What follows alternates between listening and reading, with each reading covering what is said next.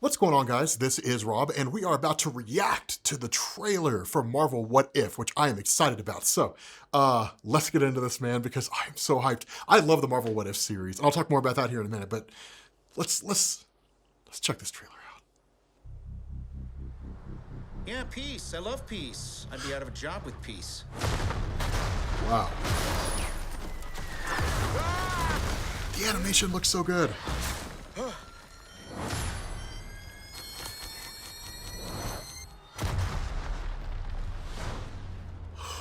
Eric Killmonger! What? Time.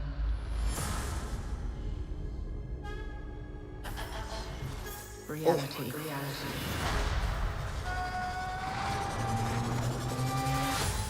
It's changeable. Dude, Star-Lord on the Avengers? Where you want to be? That's the question, isn't it? Every universe is different. Each one Howard the Duck. unique. Slow down a little bit. There's a few people in the room that don't understand. Not me, I get it. I get it. Dude, that Doctor Strange shot, he's like, oh. Who are you? The name's Captain Carter. Scheiße. I am the Watcher. Oh, the Watcher, my God. I observe all that transpires here. The zombies. Cannot, will not interfere. I guess I have to freestyle then.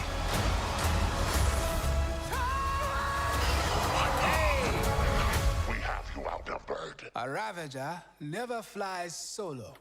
I said never flies. Solo. Is that some kind of catchphrase? Oh my God, yes. You had me worried for a second. Oh my God, he's back. Journey to face the unknown and ponder the question.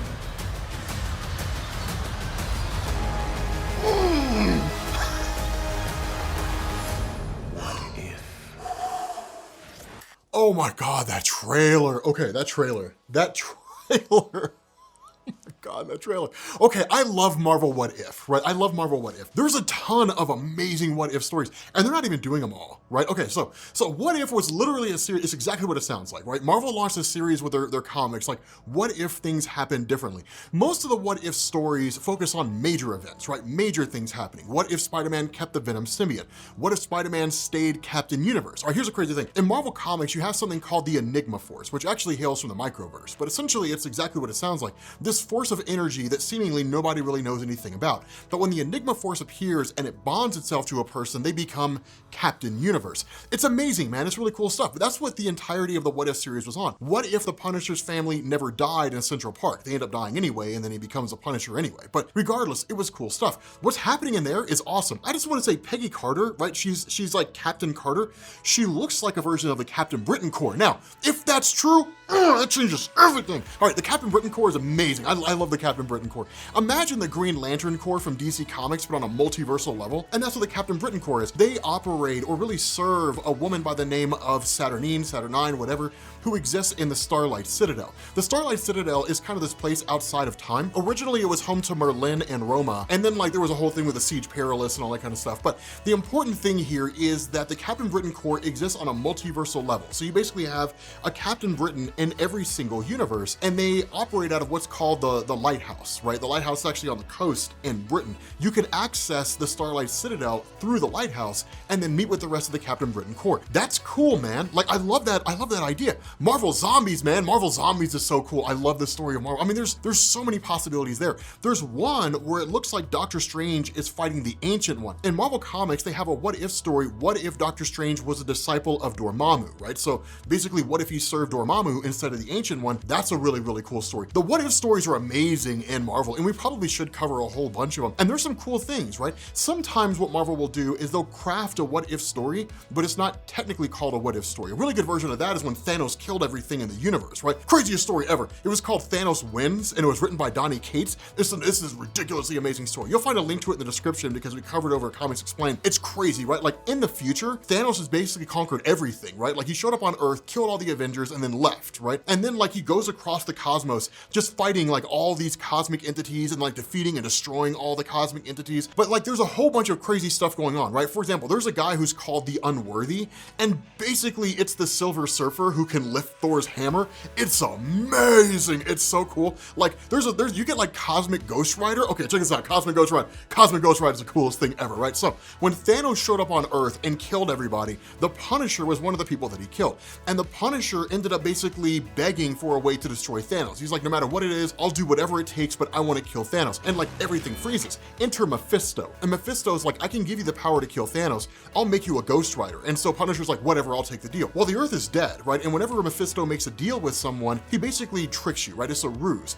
And so sure, he gave Punisher the ability to kill Thanos. The problem was he couldn't leave the Earth. So as soon as Thanos was gone, there was nothing the Punisher could do. And he just had to spend all his time there, seemingly for the rest of eternity until the world ends, as the Ghost Rider just literally riding around an empty world on a motorcycle. He basically ends up going insane, and his personality essentially becomes the exact personality as Deadpool. And then eventually Galactus shows up on Earth, desiring to consume it. And then Cosmic Ghost Rider is like, I want to kill Thanos, let me help you. And Galactus is like, okay, because I want to kill him too. Then they show up, they try to fight Thanos. Galactus dies, right? Like Thanos kills Galactus, which was crazy. And then Cosmic Ghost Rider joins Thanos. So like it's nuts, right? The whole thing is absolutely crazy. But nonetheless, man, the what if stories that Marvel does are so entertaining. Now, again, I'm of the school of thought here. I love where people are going with this, that Loki leads directly into the what if series, right? I love that whole idea that when Sylvie detonated all those reset chargers or released all those reset chargers in the timeline and it spawned all those different universes, that it basically created the what if series, right? So like all these different universes that we're going to see are the result of Sylvie's actions in the Loki TV show, and they're all possible realities. The big difference here, and this is a huge difference between the comics and the show, that when it comes to the what if series, if a possibility can exist, it does exist. One thing to know when it comes to what if is that every possibility that could conceivably exist has a universe for it. The what if series is designed to focus on the ones you care about, right? So imagine, for example, like during the Avengers movie, like when you had the conversation between Loki and Iron Man, and Iron Man's like, we have a Hulk. Instead of him saying that, he said, we know a Red Hulk, or we know a World Breaker Hulk, or we don't need a Hulk, or I'm Hulk, and like Iron Man turns into the Incredible Hulk or something like that. Those kind of realities exist out there, right? I'm excited to see what happens out of this, man. I'm so excited to see what comes of this. Here's the other thing, man. A lot of those scenes looked absolutely amazing. Like there's a point where Spider-Man and Okoye look like they fight the Scarlet Witch. How they're gonna win, I don't know. That raises a really good question. A lot of people always ask how it is that Spider-Man's able to defeat people that are much, much stronger than him. It's because of the spider sense. It's the only thing that allows Spider-Man to stay on par with other people. Although it does kind of depend on the story, right? So for those of you guys who never read Marvel Comics, and there'll be links to all this stuff down in the description, there's a point during Superior Spider-Man when Dr. Octopus takes over the body of Peter Parker. It's one of the coolest revelations ever. Dr. Octopus gets in a fight with the Scorpion. When he goes to punch him, he punches his jaw off his face, like literally knocks his jaw off his face. And Dr. Octopus is like, oh, holy crap, like Peter Parker's been pulling his punches all this time. And he comes to this realization that at any point in time, Peter Parker could have just beat him to death. And he's just like, damn, he's been pulling his punches this whole time. Holy cow, like this is this crazy thing. But like the spider sense is the only thing that really keeps Peter Parker on top. The idea of Black Panther as Star-Lord sounds amazing. It sounds so cool, which actually fits in perfect with the comics because right now, Wakanda is an intergalactic empire. Yes, you heard that right. It's called the Intergalactic Empire of Wakanda. It's amazing. It's one of the coolest things. Dude, like Eric Killmonger saves Iron Man. Dude, like I can't wait to see a team up between these guys, between Eric Killmonger and Tony Stark and Marvel What If. I feel like this whole series is gonna be a love letter to everything we ever wanted to see in the MCU that we just never got a chance to see. And I'll be honest, man, this is only gonna be the first season, right? Like Marvel What If, like the What If series is probably gonna be the most popular series that Marvel has ever had, because every single one is gonna be standalone, right? Every episode is gonna be isolated by itself. Like it's just gonna be a one-off. There might be kind of like a loose plot thread that sort of runs between all of them, but for the most part, you're not gonna have to have seen episode 2 to understand episode 1, which is a very attractive feature, right? That's a very big selling feature. The idea of a kind of episodic series can be a turnoff for people because then they have to play catch up, right? Which can kind of throw them off. I think that's the reason why the Loki series, Falcon and the Winter Soldier, and even Scarlet Witch to a degree were so short, anywhere between 6 to 9 episodes, as opposed to being like a 16 episode series, because then people are like, well, I didn't get in on the first 2, so I'm, and you end up losing them by the time you get halfway through. They just never pick it up again.